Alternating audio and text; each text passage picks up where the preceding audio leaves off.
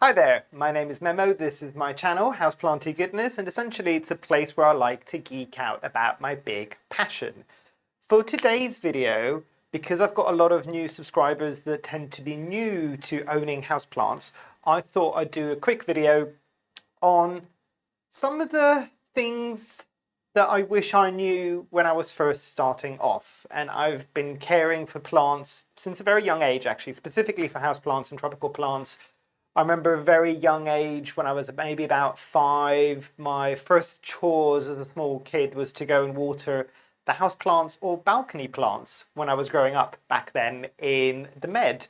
So I've learned a few things over the years. I've got more seriously into houseplants, as you might be able to see around me, in the more recent years.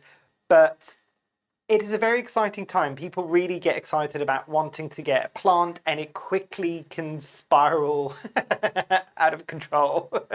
And I'm laughing for the people that have got a large collection like me, in whatever form that might be.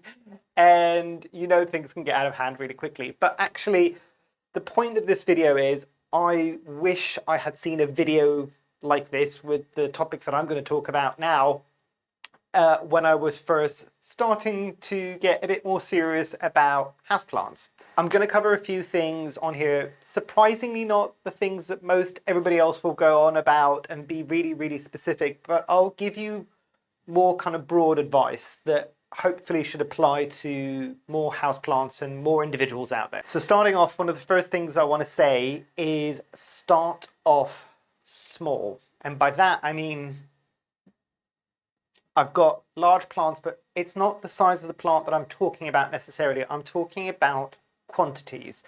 I know a lot of us out there that have got big collections out here, bit the bullet quite quickly and got a lot of plants very, very fast. And there's a bit of an endorphin rush that would happen, obviously, when you go and you find a really nice plant and you're really getting into plants, and all of a sudden you blink, it's 3 months later and you're caring for 50 or 60 plants.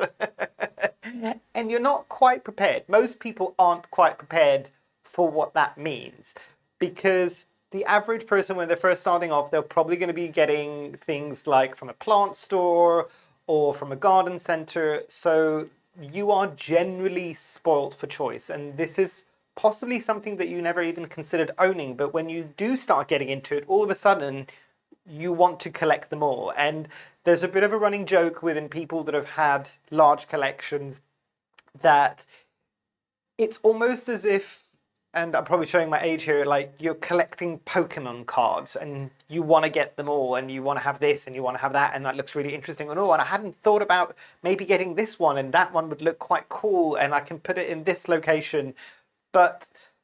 And I'll be completely transparent. When I was first starting off, I actually saw some advice like this of start small and don't go crazy all in one. Did I listen?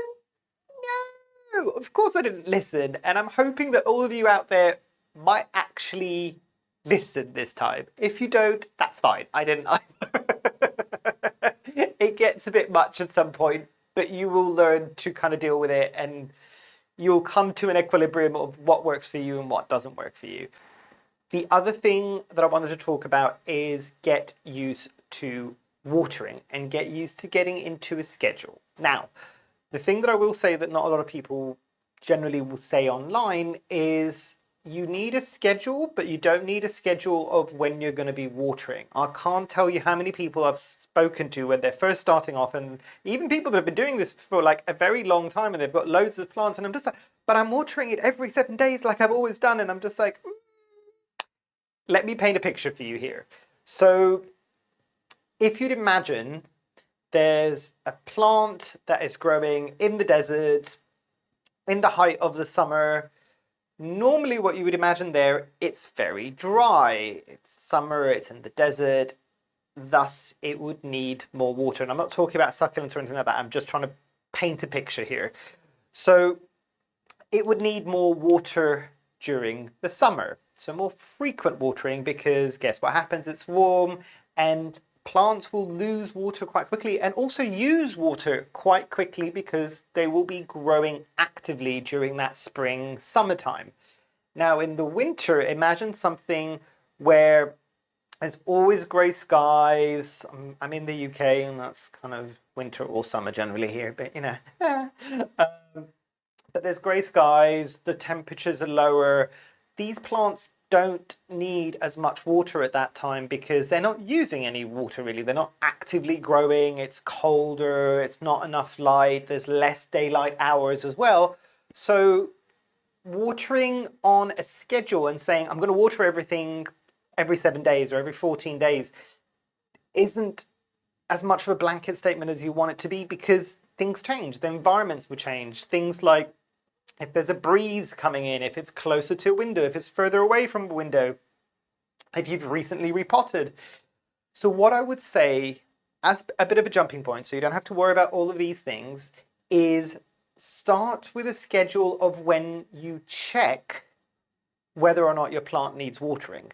That will get you to a level where you'll know when your plants will probably need watering, and the more you have the plants in for a longer period of time, and when you have a whole year of owning your plants, you'll see roughly what they need in the summer and what they need in the winter, and you'll be able to adjust accordingly. Now, the other thing I will say, and a lot of people that have been collecting plants for a while now do sometimes judge me on this, but this is something that I still use many years later, and let me pick it up. Invest in something like a moisture meter.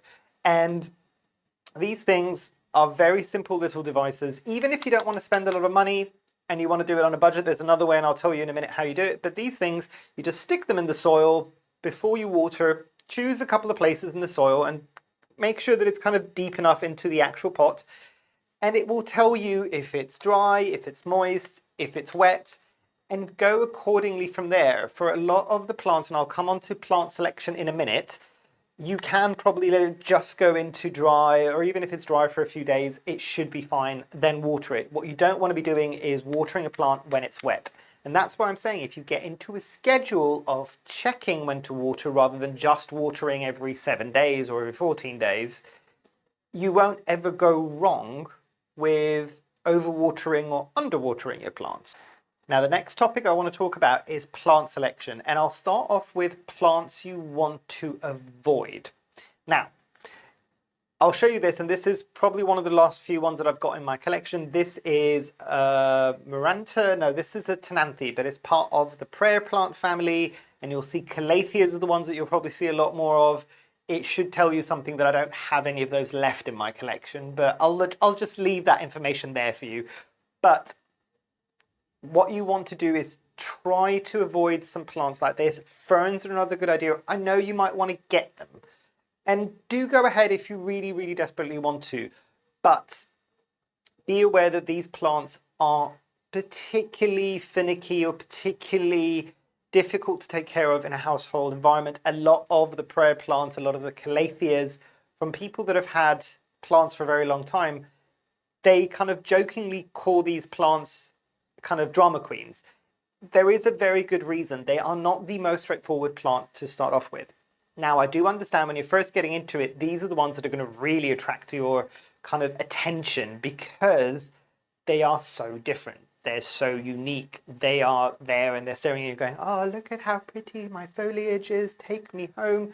And you'll want to do it. And I would say if you've had plants and if you've had a few plants for a while, then maybe do attempt to do that, because hopefully by that point your confidence is going to be high enough. The reason why I'm saying maybe for your first few plants don't go for something like a Calathea or a fern is because I don't want you to be disappointed, because there is a chance that that plant is going to start throwing a bit of a wobbly and a bit of a hissy fit, or looking a bit crusty and dusty, and you're trying all these things and you'll start spiraling and going, but I think I'm doing everything right, and why does this plant hate me? It doesn't hate you, it hates all of us. So definitely maybe not choose something like this for your first plant. Instead, maybe go for something like an Epipremnum, and if you want to go something different, and this has become a lot more available these days, you don't have to necessarily go in. Epipremnum, by the common name, is golden pothos, devil's ivy, all of these things. You've seen it 100 times over again, and let me pick up one. I can show you what that looks like. So a golden pothos will generally look a bit like this. You've seen this. This is around a lot of offices or businesses and things like that as well. So you've probably seen it. It has got a bit of yellow on the leaves. There's a bit of variegation. That's another thing you can learn, do some research, and I'll come back to research in a moment.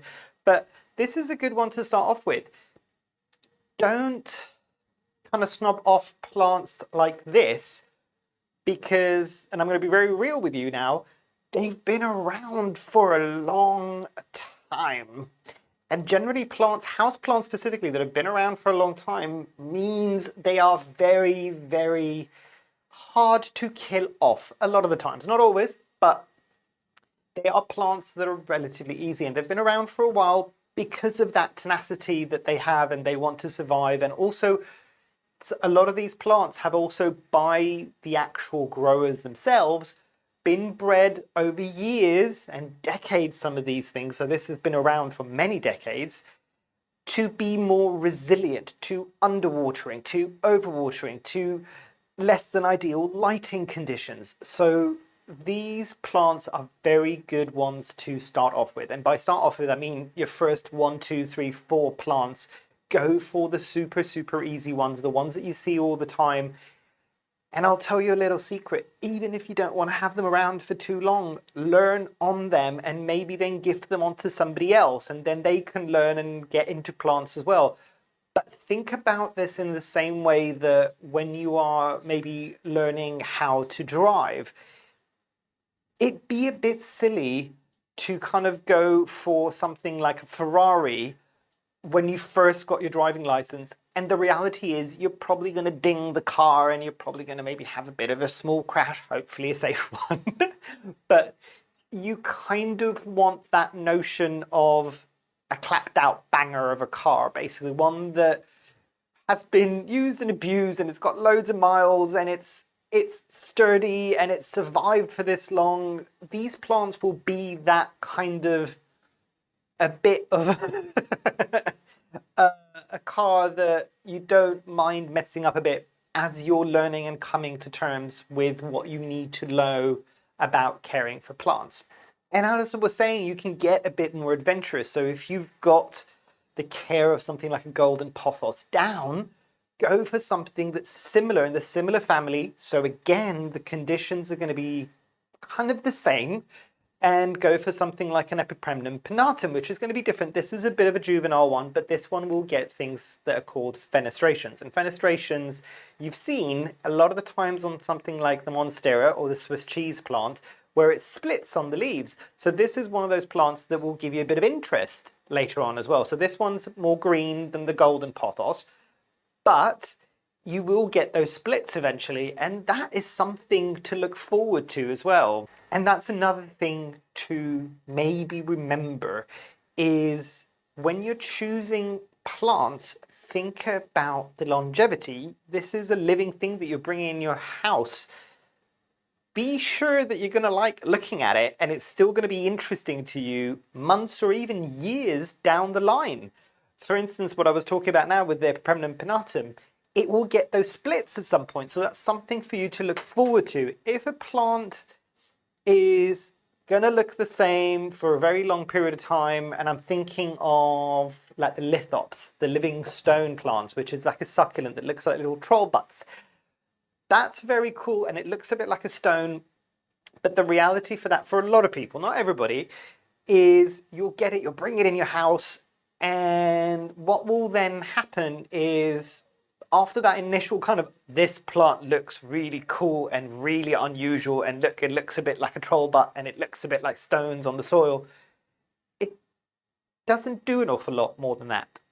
You might get it to bloom and there's things that you could potentially look forward to, but think about that as well. I cannot tell you, even after how many plants that I've owned for many, many years now, that some plants that I thought, oh, I'm never going to get sick and tired of this. I'm just sitting there going, it's been the same for 1.5 years now. This is not bringing me joy anymore. And I usually gift them on to other people and maybe add something new to the collection. That's a different story altogether. The next thing I want to touch on is don't sweat the small stuff. Really don't. You are going to be learning with this as well. And you're going to make mistakes. We all did. We all still do. That's the reality that not a lot of people talk about. don't just take everything you see maybe on here or even on places like Instagram as gospel. People take a lot, I'm going to touch a bit more on Instagram now. People take a lot of time and care on how they place their plants, how they take pictures of the plants. What you're probably not seeing is at the very back of that plant, there's probably a like dying brown crispy leaf. But it's people do with plants when they're taking photos for things like Instagram or even filming on YouTube. The same thing that a lot of people do when they're taking pictures or videos again for these types of platforms of themselves or other humans. They are portraying the best possible version of that. It's not necessarily the reality of it. So go gentle on yourselves. Don't beat yourself. Don't sweat the small stuff. You're going to get a brown leaf. You might overwater something and it might die out, basically. You might underwater something and it might die off, basically. You might get pests. This is all part of owning plants. If you realize after a while that it's not for you, and hopefully you haven't got a whole bunch of plants, you can potentially gift those plants. If they're heavily laden with pests, you might need to kind of compost it or anything like that. But don't sweat the small stuff. Hopefully you're getting into this because you want to have a bit of a hobby and a bit of an interest, and something that a lot of us that got into having loads of plants, one of the reasons and one of the main reasons I was doing it, I used to suffer a lot from anxiety and panic attacks. This was a way for me to come down to reality, basically, spend some time with my plants, get out of my head and just be in that moment. And it's kind of a cool thing to do. What you don't want is to get something else that you need to worry or stress about. So just don't focus on the negative things. And that's one of the good things with plants, especially when you've got a few around. Even if one of them is struggling, there's probably going to be another plant somewhere that's popping out a flower or a bloom or a new leaf, and you can get excited about that and not have to worry about the one that might be struggling a bit more. And then you're more adept, at least mentally, to deal with one that might be struggling, and it will take you out of that headspace essentially. I touched on it just a moment ago, but I cannot stress this enough. You will fail. You'll have a death, you'll have of a plant, I mean, but something will go wrong somewhere. That's entirely normal. As I mentioned, we've all been through it. We all still go through this. I've got as many plants as you might be able to see here and many more that you can't see behind the camera. I have lost my fair share of plants. I've had loads of plants that have gone crispy. I've had plants that I've overwatered. I've had plants that I've underwatered. And this is still happening, and it will happen, and it's fine. But, and this is another quick thing that I want to touch on, that's also one of the reasons why I'm saying start with a clapped out banger of a plant, something that's simple, something that's hardy, something that you can easily replace if you need to whilst you're learning. A lot of people in the pandemic went for kind of beautiful, rarish plants like this. They're difficult to come by. They usually have a very high price tag. And people were distraught because they were spending over 3 figures on a plant when they didn't have an awful lot of experience caring for other plants. And some of these plants that are a bit rarer and difficult to find and more expensive, there's a reason that you do not see them in big box stores, in plant stores, and garden centers, because they're a bit more challenging at times when you don't know what you're doing yet. Hopefully you will learn over the time. But in the beginning, when you really are trying to find your feet, that's not the right time to be doing that, because that will just add extra stress onto you. Basically, it will be a case where I'm just, oh my God, I've spent all this money and this is a plant that not a lot of people can get by. I feel obliged to try to get it right and I'm not getting it right. And you kind of start spiraling at that point.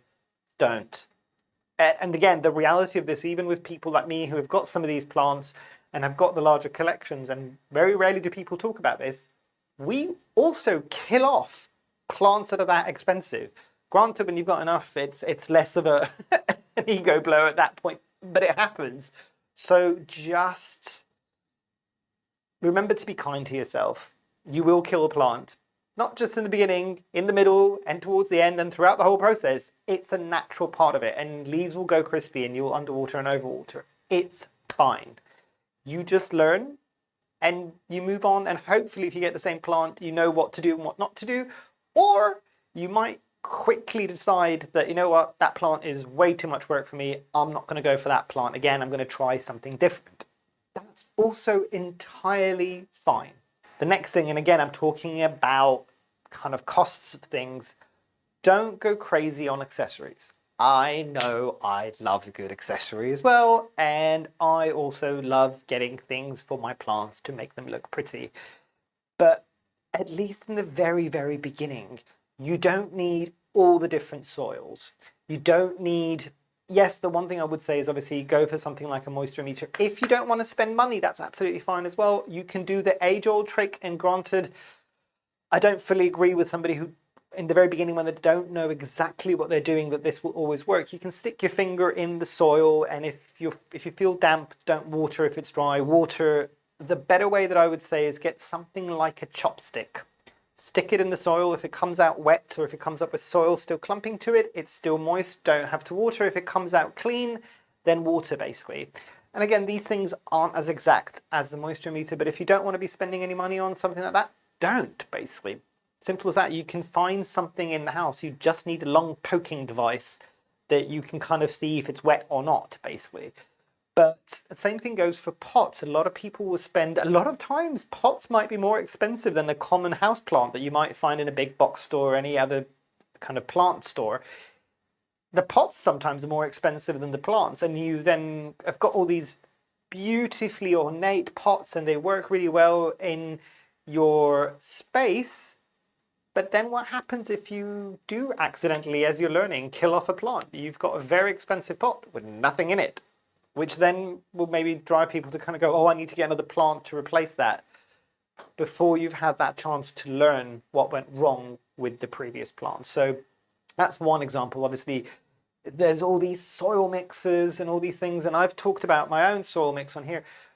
And I've said even in that video that, you know what, you could do all these things, or you could just go with some soil mix or coco coir and just do 50-50 with perlite. You just want to add some aeration, because a lot of the house plants, they need their soil to be loose and well draining from water. So you don't have to go crazy. And there's actually a lot more brands out there now that are bringing out some of these more elaborate soil mixes. They can be a bit more expensive for people that live in the cities that can't have bags and bags of soil and perlite and all these different ingredients and amendments for these soil mixes that people can do.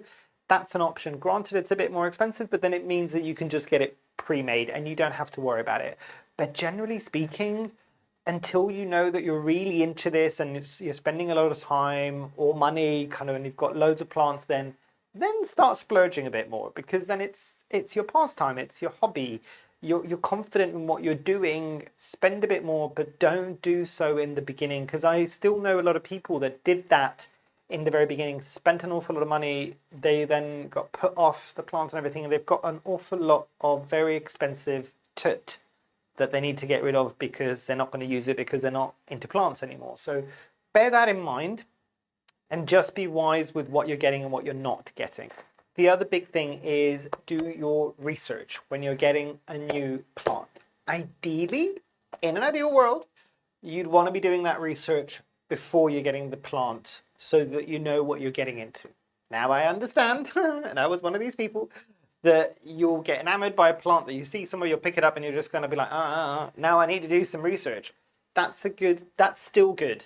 Still do that, basically. As I said, ideal world, do it before you buy the plant, going into somewhere knowing that you're going to get a specific plant because you've researched it and you know that the care that it needs is something that you can comfortably provide for it. But if not, as I said, it does happen. Do your research. There's loads of books out there.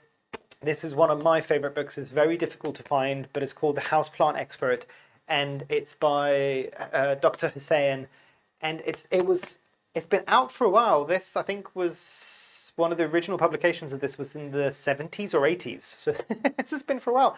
Houseplants have been around for a while, And even some of the newer, more exciting ones, they've been around for a while.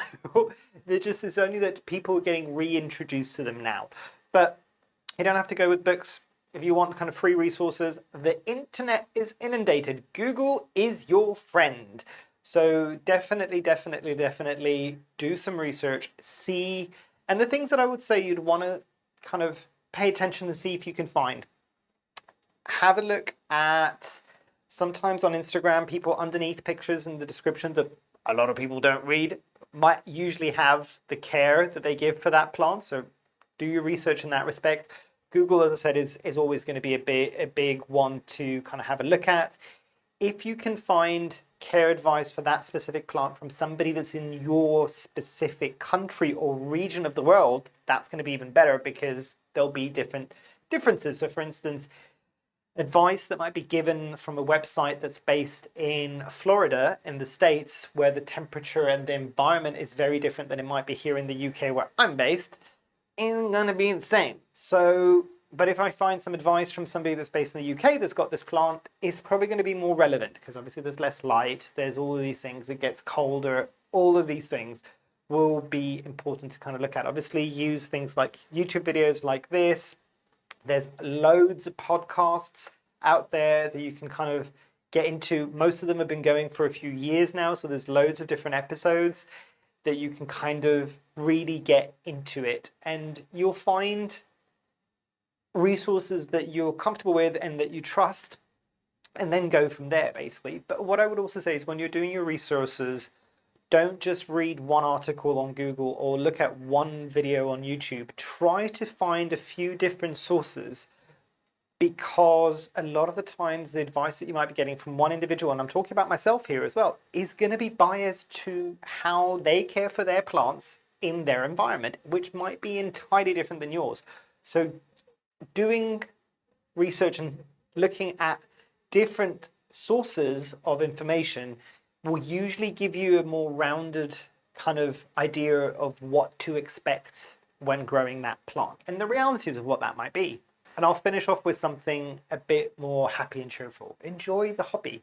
There's a lot of us that kind of take part in the hobby, really, and I hate the word hobby, but essentially it's what it ends up becoming for a reason. As I said, for me, it helped with mental health issues. There's other people that just need something that they can care for. Like, for instance, they might be living in a city, they don't want to have kids, they don't want to have a dog, basically, or any kind of pet, but they want to start off with a plant. And for whatever reason it might be that gets you into the hobby, try to enjoy it. If it's something that's bringing you stress, try adjusting it to see if you can kind of come to a place where you're enjoying it again.